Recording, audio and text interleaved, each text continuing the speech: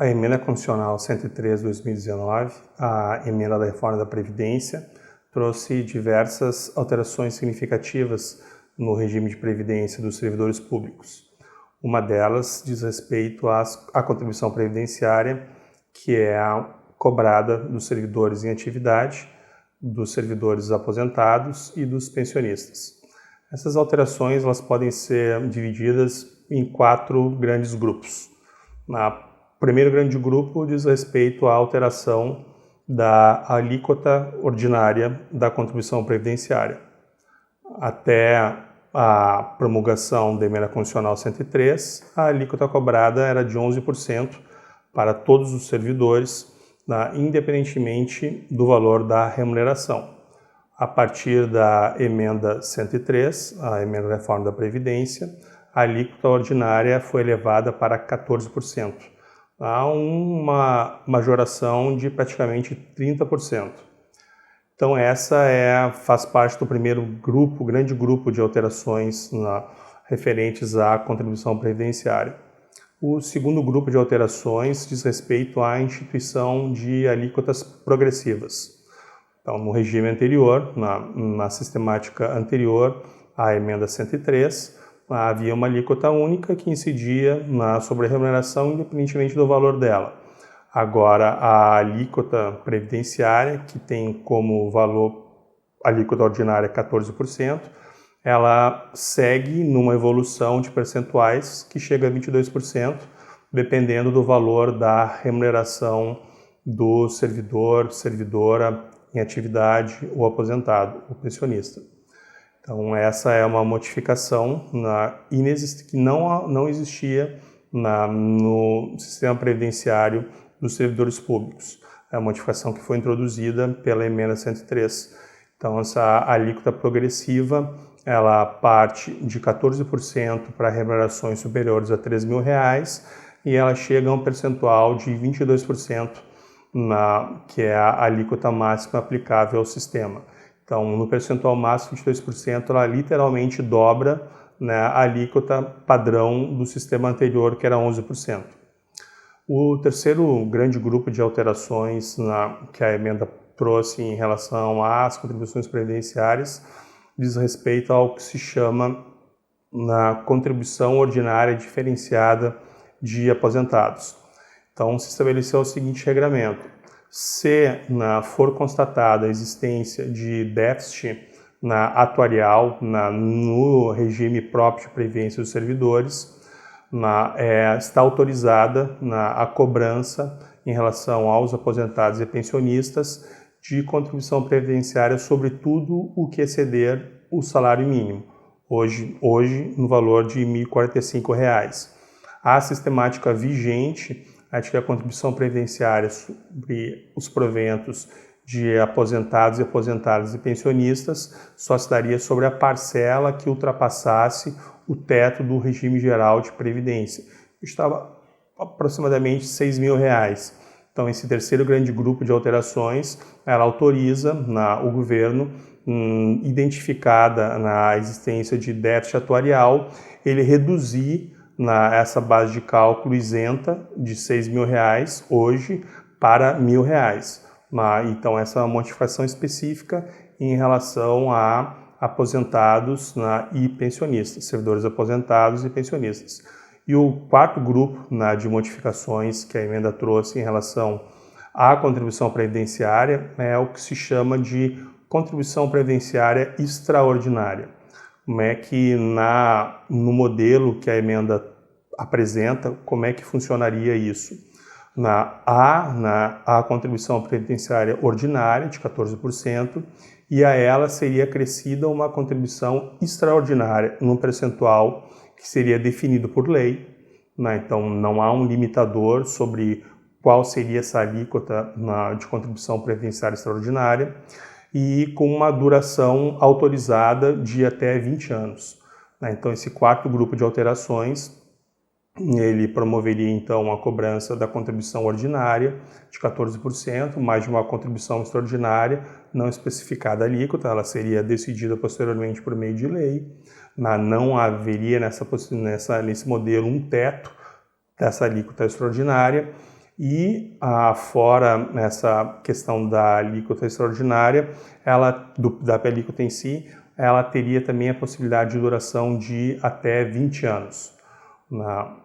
Então, como é que têm sido tratadas essas alterações desses 4 grandes grupos, né, de mudanças em relação às contribuições previdenciárias? Basicamente, foram propostas no Supremo Tribunal Federal 7 ações diretas de inconstitucionalidade discutindo todos esses aspectos. A contribuição extraordinária, a contribuição ordinária diferenciada de servidores e servidoras aposentados e pensionistas, a majoração da contribuição ordinária de 11% para 14% e a instituição da sistemática de alíquotas progressivas. Então, todas essas questões foram submetidas ao Supremo Tribunal Federal.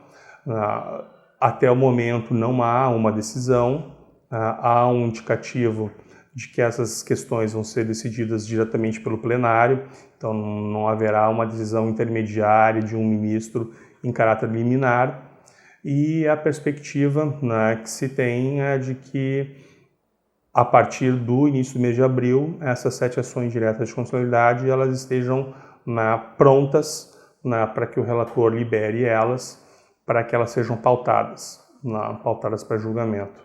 Então, essas 4 grandes modificações, esses 4 grandes grupos de alterações relacionadas às contribuições previdenciárias, todos eles hoje são objeto de ações no Supremo Tribunal Federal, que vai decidir pela validade das alterações, da validade de alguma das alterações ou da invalidade das alterações em bloco promovidas.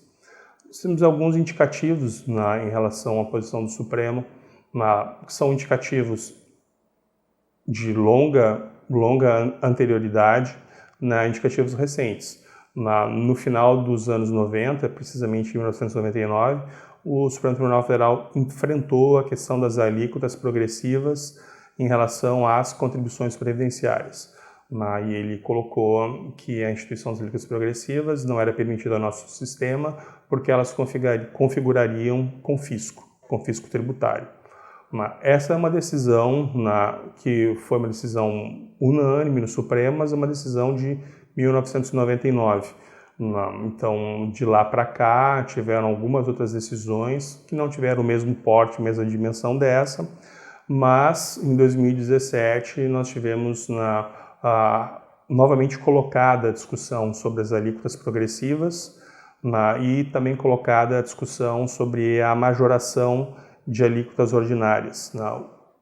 Até onde, quais seriam os limites para esse aumento de alíquotas?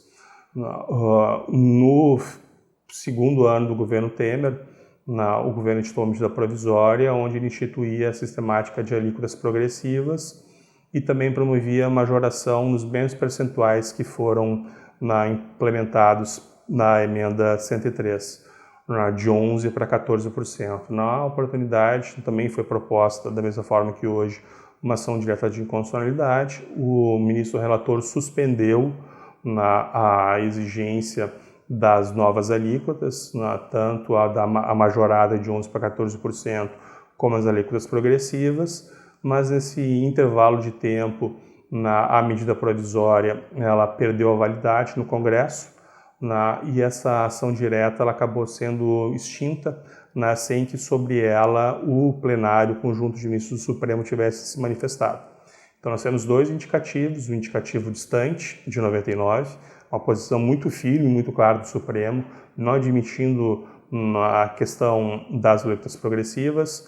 Aí temos uma decisão mais recente, de 2017, do final de 2017, mas que é uma decisão que, por uma questão de andamento processual, ela não acabou sendo submetida à totalidade dos ministros do Supremo. Ela ficou limitada a uma decisão do ministro relator, mas que foi uma decisão também muito clara, uma decisão que determinou a suspensão tanto da majoração de 11% para 14%, como a instituição das alíquotas progressivas nas contribuições previdenciárias. E em relação às os outros grandes grupos, a contribuição previdenciária e extraordinária em alíquotas não limitadas e a contribuição ordinária diferenciada para aposentados e pensionistas, já foram proferidas decisões em primeiro grau determinando a suspensão desse tipo de medida, na impossibilidade da implantação delas, porque a própria emenda traria a necessidade da criação de um órgão gestor único para o regime de previdência dos servidores, e que só esse órgão poderia identificar a existência ou não desse déficit atuarial. Como esse órgão não existe, então afastado esse órgão, não haveria como ser feito um reconhecimento oficial da existência desse déficit atuarial, e essas duas medidas, tanto da contribuição ordinária especial diferenciada para aposentados e pensionistas, como a contribuição extraordinária, elas não poderiam ser implementadas em função dessa inexistência de uma autoridade prevista na reforma que reconhecesse oficialmente a existência do déficit.